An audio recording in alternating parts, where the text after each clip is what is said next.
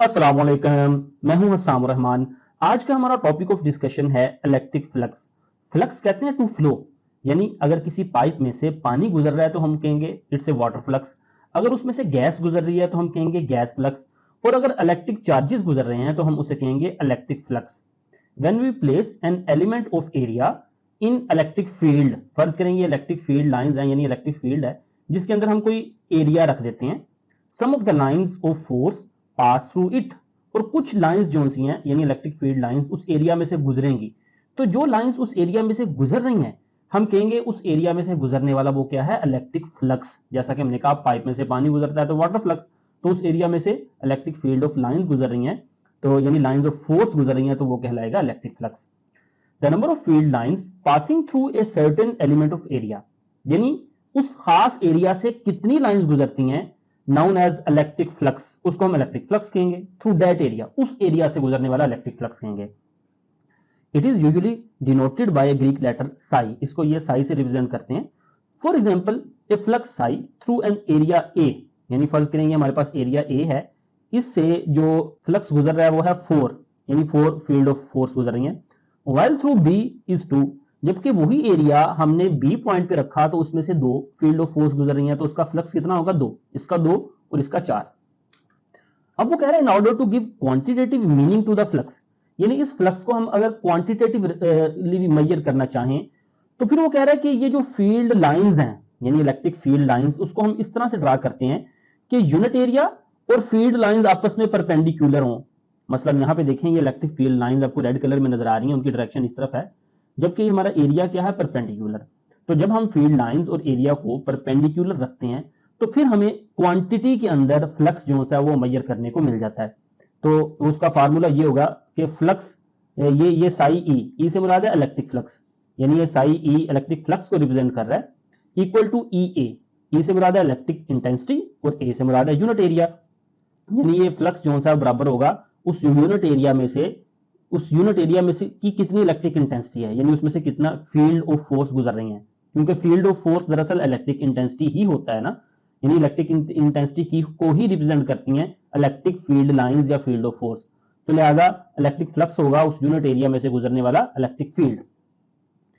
Suppose at given point the value of E, यानी किसी भी पॉइंट पर इलेक्ट्रिक इंटेंसिटी की वैल्यू है 4 न्यूटन फी कॉलम।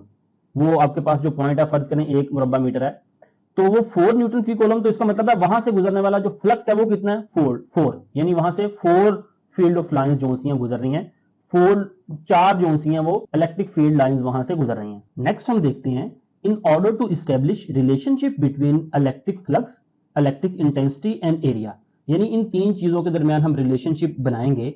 जो इलेक्ट्रिक फ्लक्स है वो बराबर है एरिया और इंटेंसिटी के बराबर है ना, तो इन तीनों में रिलेशनशिप हम कैसे डेवलप करेंगे। याद रखिएगा ये जो हम एरिया की डायरेक्शन ले रहे हैं ना, area unit vector, area unit vector आपने इस तरह मेजर नहीं करना कि ये इंटेंसिटी की डायरेक्शन में होगा, नहीं, बल्कि ये एरिया यूनिट वेक्टर जो हमारा यूनिट एरिया है उसकी डायरेक्शन में होगा। जैसा कि यहाँ पे यूनिट एरिया इस तरह है तो इसके परपेंडिकुलर होगा, यानी यूनिट एरिया के परपेंडिकुलर होगा, ये इलेक्ट्रिक इंटेंसिटी के डायरेक्शन में नहीं होगा। जैसा कि यहाँ पे अपने यूनिट एरिया इस तरह से लिया है तो एरिया जो है वो इस तरह ऊपर को इसके परपेंडिकुलर है। यहाँ पे ये यूनिट एरिया एक एंगल बना रहा है तो एरिया वेक्टर जो है वो उसके परपेंडिकुलर आपने ड्रा किया है। तो इन तीनों चीजों के दरमियान हम रिलेशनशिप के लिए 3 फिगर लेते हैं, बी, सी और डी। ये फिगर बी, ये सी और डी, ताकि हम इलेक्ट्रिक इंटेंसिटी जो सी है वो यूनिफॉर्म, अच्छा इन तीनों शेप में जो इलेक्ट्रिक इंटेंसिटी है ना वो यूनिफॉर्म है, यानी जो इलेक्ट्रिक इंटेंसिटी इस एरिया पे है वही इस एरिया पे है, वही इस एरिया पे है। तो हम इन तीनों एरिया जिस पे इलेक्ट्रिक इंटेंसिटी सेम है हम मेजर करेंगे कि इलेक्ट्रिक फ्लक्स इन तीनों एरिया की क्या होगी। सबसे पहले बात करते हैं इस एरिया की। अब ये एरिया इलेक्ट्रिक इंटेंसिटी के बिल्कुल आप कह लें कि परपेंडिकुलर है, लिहाजा इस एरिया पे जो फ्लक्स होगी वो हम इस फार्मूले से मालूम करेंगे, साई इक्वल टू ई ए। वैसे साथ कोस थीटा भी होता है, लेकिन चूंकि ये परपेंडिकुलर है तो कोस थीटा क्या होगा, 0, यानी इलेक्ट्रिक इंटेंसिटी और ये जो एरिया है, एरिया वेक्टर, ये एक ही डायरेक्शन में है तो कोस 0 होगा। कोस 0 इससे मल्टीप्लाई करेगा, कोस 0 की वैल्यू 1 होती है तो ये ई ए ही बचेगा। तो साई इक्वल टू ई ए, ये ए के साथ ये परपेंडिकुलर है, ये जो सिंबल है ये इसका मतलब है परपेंडिकुलर, यानी ए जो सा है एरिया वेक्टर वो इंटेंसिटी के, इलेक्ट्रिक इंटेंसिटी के परपेंडिकुलर है। अब दूसरी फिगर हमारे पास सी, ये जो सी है यहां पे हमने क्या किया, एरिया इज पैरेलल, यहां पे एरिया परपेंडिकुलर था, यहां पे हमने एरिया इलेक्ट्रिक इंटेंसिटी के पैरेलल रख दिया। जब इलेक्ट्रिक इंटेंसिटी के एरिया पैरेलल होगा तो तब ये फार्मूला अप्लाई होगा, साई इक्वल टू ई ए। अब साथ मैंने बताया कोस थीटा भी है। अब कोस थीटा यहाँ पे कोस थीटा की वैल्यू क्या है, 90 डिग्री आ रही है।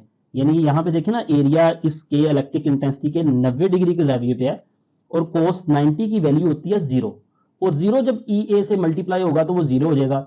यानी अगर हमारा एरिया इलेक्ट्रिक इंटेंसिटी के पैरेलल है तो इलेक्ट्रिक फ्लक्स जो सी है उसकी वैल्यू 0 होगी, यानी कोई इलेक्ट्रिक फ्लक्स वो एरिया फील नहीं करेगा, उसमें से कोई लाइंस ऑफ फोर्स, कोई फील्ड ऑफ फोर्स नहीं गुजरेंगी। ये दूसरा हमारी कंडीशन होगी। यानी ये जो साइन है ये साइन पैरेलल का है, जिस तरह ये साइन परपेंडिकुलर का था। नेक्स्ट हम तीसरी कंडीशन देखते हैं, ये फिगर डी वाली, ये फिगर डी। इसमें आप देखें ये जो एरिया है ना तो परपेंडिकुलर है इस तरह, ना ही पैरेलल है इस तरह, बल्कि ये एरिया इलेक्ट्रिक इंटेंसिटी के साथ एक एंगल बना रहा है। यहाँ पे देखें ये इलेक्ट्रिक इंटेंसिटी, ये एरिया, इनके दरमियान एक एंगल बन रहा है, तो उस एंगल को हम थीटा कहते हैं, यानी ये कोई भी एंगल हो सकता है। तो अब हम जो इलेक्ट्रिक फ्लक्स है उसको मालूम करेंगे इस फार्मूले के जरिए, electric flux equal to E A cos theta, यानी थीटा कोई भी एंगल है यहाँ पे, तो इस फार्मूले से हम इलेक्ट्रिक फ्लक्स मालूम करेंगे। क्योंकि इस कंडीशन के अंदर ये जो ए है यानी वेक्टर ए, ये इलेक्ट्रिक इंटेंसिटी के साथ एक एंगल बना रहा है, वो एंगल है ए कॉस थीटा। तो ये हमारे पास तीसरी कंडीशन आ गई। आगे वो बता रहा है कि एरिया को हम वेक्टर एरिया ए से रिप्रेजेंट करते हैं और उसकी मैग्नीट्यूड जो सी है, यानी वेक्टर ए की मैग्नीट्यूड एरिया के बराबर ही होती है।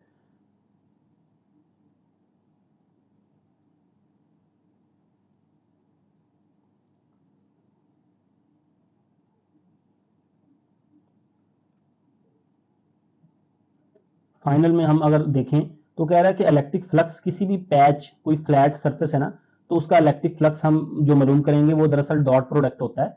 यानी अगर कोई फ्लैट सरफेस है तो उसका जो इलेक्ट्रिक फ्लक्स है वो ई ए है, यानी ये जो डॉट प्रोडक्ट है ई डॉट ए।